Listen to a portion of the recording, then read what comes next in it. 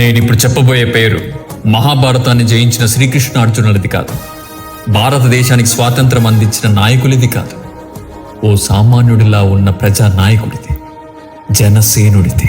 నాయకుడంటే పదవులే ఎక్కక్కర్లేదు. ఎదుటివాడి గుండెల్లో భయాన్ని చంపి ధైర్యాన్ని నింపి నేనున్నాననే భరోసా ఇస్తే చాలు, ప్రజల గుండెల్లో గుద్దుతారు ఓట్లు. ఆ నాయకుడి పేరే కొణిదెల పవన్ కళ్యాణ్.